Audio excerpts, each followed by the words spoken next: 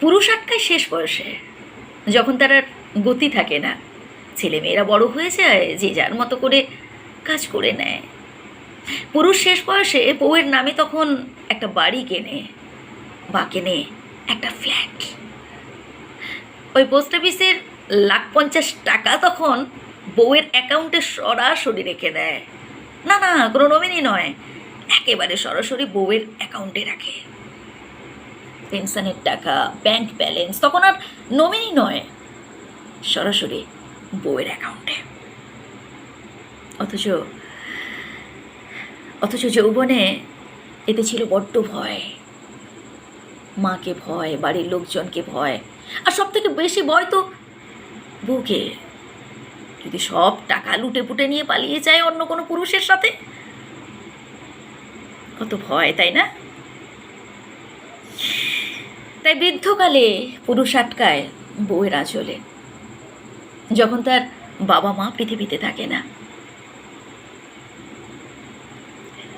যৌবন থাকতে বউকে বলে, আমার ঘর থেকে বেরিয়ে যাও, এটা আমার বাড়ি, আমি যা বলবো তাই হবে। আর বৃদ্ধ বয়সে বলে, আমার সব সম্পদ তোমার, প্লিজ তুমি আমায় ছেড়ে যেও না। তুমি ছেড়ে গেলে আমি বাঁচতে পারবো না। আমার দেখভাল করবে কে? আমার সাথে কথা বলবে কে? আমার সাথে দুটো কথা বলবে কে? আমার মনের কথাগুলো শুনবে কে? কত ভরসা, তাই না?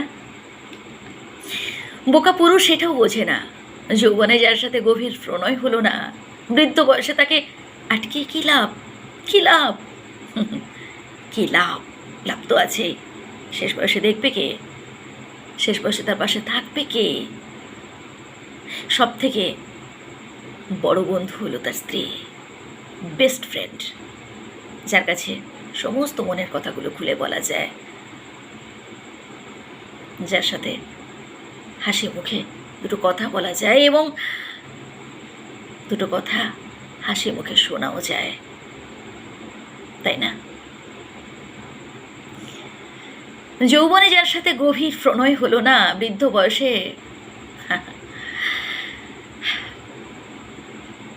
স্ত্রীও তখন স্বামীর কথায় রাজি হয়ে যায়, থেকে যায়, মানিয়ে নেওয়ার চেষ্টা করে। একে তো প্রথম থেকেই মানিয়ে নিচ্ছে, কিন্তু শেষ বয়সে আর সেই রাগটা থাকে না। এত সম্পদ দিয়ে স্ত্রী তখন আর কী করবে?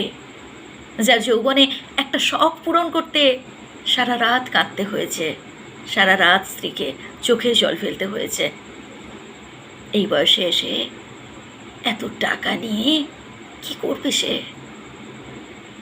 ভালো থাকবেন সবাই। লেখাটি সংগৃহীত।